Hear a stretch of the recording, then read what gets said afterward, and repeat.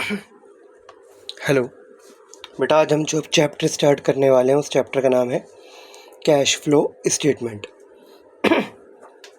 Cash flow statement बेटा, cash flow statement हमारा class 12th में एक बहुत ही इंपॉर्टेंट टॉपिक है जो हर बच्चे को आना भी चाहिए। जो बच्चा सिर्फ पास होना चाहता है या फिर अगर कोई बच्चा 12th में अच्छे मार्क्स सिक्योर करना चाहता है। हम धीरे धीरे पूरा चैप्टर भी ख़त्म करेंगे। तो आज हमारी क्लास स्टार्ट होती है क्लास 1। बेटा नोट्स पहले बन रखे हैं, आपको बस इन्हें उतारना है और इनको सिर्फ समझने पे ध्यान देना है। बेटा हमारी बात चलती है कैश फ्लो स्टेटमेंट। बेटा जिस पे लगता है AS3 अकाउंटिंग स्टैंडर्ड 3। पेपर में तो नहीं आता लेकिन ना हमें पता होना चाहिए कैश फ्लो स्टेटमेंट क्या होता है। तो बेटा मैं बताता हूँ कैश फ्लो स्टेटमेंट क्या होता है।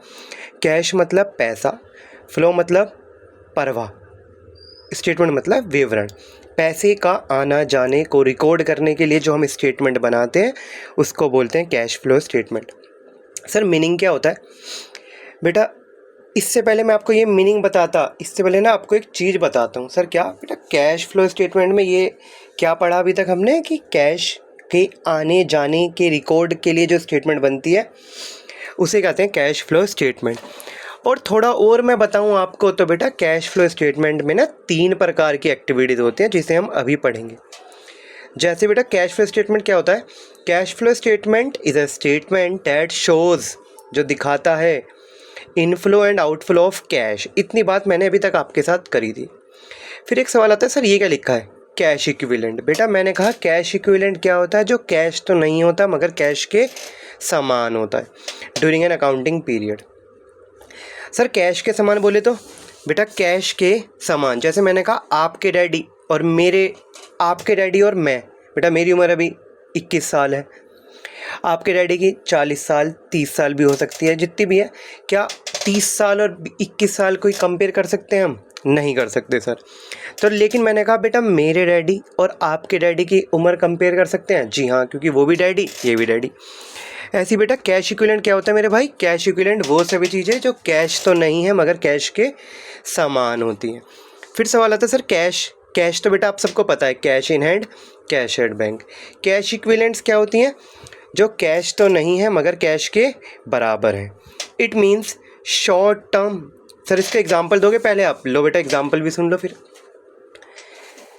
बेटा मैंने कहा मेरे को ना मैंने FD में पैसा निवेश करा। सर FD क्या होती है? Fix deposits. मैंने FD में पैसा निवेश करा, मान लो आज से 5 साल के लिए। बेटा कौन सा असेट है? जल्दी बताओ बेटा कौन सा असेट है, करंट या नॉन करंट? और मुझे बिलीव है सबको पता होगा ये नॉन करंट असेट है। वैसे ही मैं बता दूं नॉन करंट असेट क्या होते हैं? ऐसे असेट जिनको कैश में कन्वर्ट होने में या जो हमें फ़ायदा देते हैं 12 महीने से बियॉन्ड, या देसी भाषा में बोलूँ तो जिनको कैश में कन्वर्ट होने में 12 महीने से ज़्यादा का समय लगता है, उनको बोलते हैं नॉन करंट असेट। तो ये क्या बेटा? FD नॉन करंट असेट, या फिर नॉन करंट असेट में जाएं तो नॉन करंट इन्वेस्टमेंट। बेटा मैंने कहा 5 साल के लिए हमने पैसा निवेश करा, 5 साल के लिए पैसा निवेश करा। धीरे धीरे समय बीतेगा। सर मुझे नहीं आया समझ।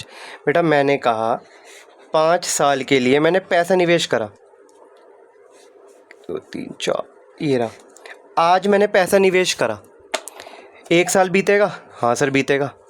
4 साल रह गए, फिर से 1 साल बीतेगा? हाँ सर। फिर से 1 साल बीतेगा, फिर से बीतेगा। अब कितने रह गए? अब मैंने कहा बेटा सिर्फ 12 महीने रह गए। बेटा अभी तक ये था नॉन करंट असेट के अंदर क्या था? Non current investment.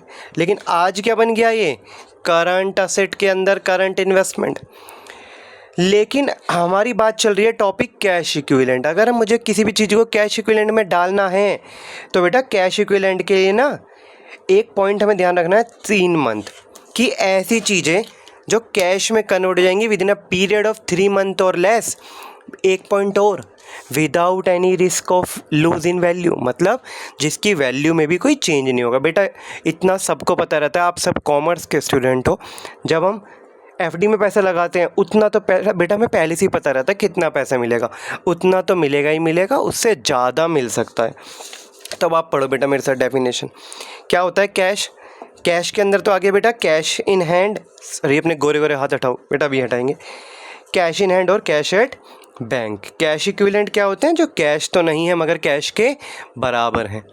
इसकी डेफिनेशन बेटा कुछ इस प्रकार है, it means short term investment, highly liquid, liquid मतलब बहुत तेज investment, data convertible into known amount, known मतलब हमें पहले से ही पता होता है, of cash within a period of 3 month without any risk in value, जिसकी वैल्यू में भी कम नहीं होने वाली, ज़्यादा हो सकती है। देखो बेटा एग्जाम्पल भी लिखा है, example FD which are maturing in next 3 month.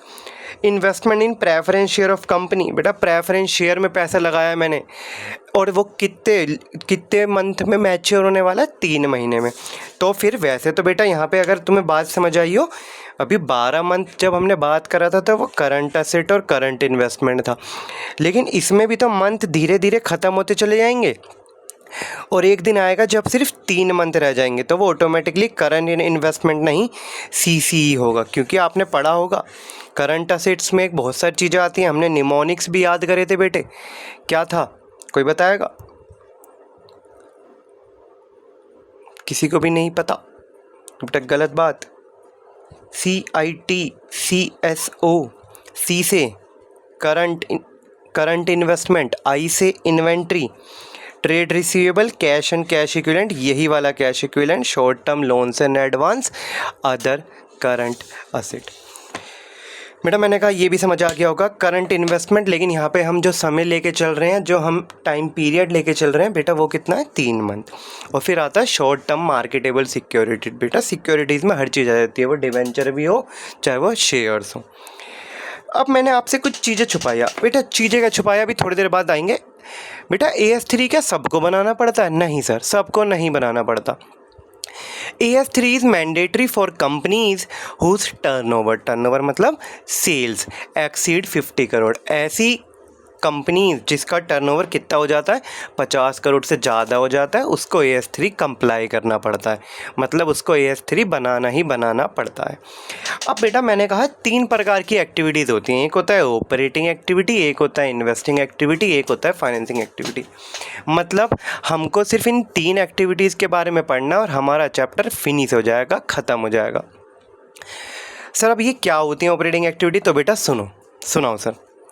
बेटा मैंने कहा, क्या कहा सर आपने? बेटा मैंने कहा कैश फ्लो स्टेटमेंट में एक्टिविटी कितने प्रकार की हैं? 3। पहली ऑपरेटिंग, फिर इन्वेस्टिंग, फिर फाइनेंसिंग। बेटा इसी सीक्वेंस में याद करनी है, पहली ऑपरेटिंग, फिर इन्वेस्टिंग, फिर फाइनेंसिंग। सर ऑपरेटिंग एक्टिविटी क्या होती है? मैंने कहा वो सारी की सारी एक्टिविटी जिसके लिए बिज़नेस का जन्म हुआ है। बेटा इसे ऐसे भी कह सकता हूँ, जो हमारा मेन काम है, जैसे कंपनी का कुछ भी मेन काम हो सकता है। जैसे मैंने कहा दूध वाले भैया, उनका मेन काम क्या है? दूध बेचना, यही होता है बेटा, डेयरी प्रोडक्ट्स बेचना। मैंने कहा किराना वाला भैया का मेन काम क्या है? सामान को बेचना। सामान मतलब गुड्स मतलब वो सामान जो उन्होंने खरीद कर या बनाकर बेचने के लिए रखा, उसको बोलते हैं गुड्स। तो ऑपरेटिंग एक्टिविटी जो हमारा रोज का काम होता है। सर इसका और एग्जांपल दे पाओगे आप? मैंने कहा बेटा आपने ना अपने घर में देखा होगा पनीर की सब्ज़ी बनती है। जब हमारे घर में पनीर की सब्ज़ी बनती है तो मम्मी पनीर काटती हैं और सब्ज़ी में डालती हैं, लेकिन गलती से अगर पनीर गिर जाए तो मम्मी ना उठा के उसे पानी से धो के वॉश करके फिर रख देती हैं सब्ज़ी के अंदर। लेकिन जो पनीर वो हलवाई होते हैं, हलवाई क्या करते हैं? वो मोटे मोटे पीस काटते हैं। आपने देखा होगा शादियों में भी, क्योंकि उनका रोज़ का काम है, वो रोज़ देखते हैं ऐसी चीज़ें। तो जो रोज़ देख रहे हैं वो ऑपरेटिंग एक्टिविटी। फिर आता है बेटे इन्वेस्टिंग एक्टिविटी क्या होता है? मैंने कहा बेटे इन्वेस्टिंग एक्टिविटी क्या होता है? इन्वेस्टिंग एक्टिविटी मतलब ऐसी एक्टिविटी, बेटा ध्यान से सुनना, और वाइवा बेटा इसी चैप्टर से सबसे ज़्यादा पूछते हैं, इससे और अकाउंटिंग रेशियो से। इन्वेस्टिंग एक्टिविटी मतलब ऐसी एक्टिविटी जो जुड़ी हुई है नॉन करंट असेट का खरीदना तथा बेचना, नॉन करंट इन्वेस्टमेंट का खरीदना तथा बेचना, तथा उस पर होने वाली इनकम। सर क्या? नॉन करंट असेट ऐसे असेट जिसको कैश में कन्वर्ट होने में या जो हमें यूज़ प्रोवाइड करके जाते हैं 1 साल से ज़्यादा समय के लिए, उनका खरीदना तथा बेचना। नॉन करंट इन्वेस्टमेंट का खरीदना तथा बेचना तथा उस पर होने वाली इनकम। सर मतलब बेटा मैंने ना अपनी गली में 5-6 घर खरीद लिए, तो आपको क्या लगता है मैंने इसलिए ख़रीदे हैं मंडे को एक में रहूँगा, ट्यूसडे को एक में, थर्सडे अलग? नहीं, it is just my investment. वो क्या है बेटे, मेरी इन्वेस्टमेंट है। तो मुझे जो उस पर किराया मिलेगा, मुझे जो उस पर रेंट मिलेगा, वो बेटा क्या है, मेरी इनकम। तो बेटा रेंट रिसीव भी यहीं आएगा। जब पैसा निवेश करा यहाँ तो उस पर होने वाली इनकम भी यहीं पे आएगी। बेटा तीसरी एक्टिविटी होती है फाइनेंसिंग एक्टिविटी।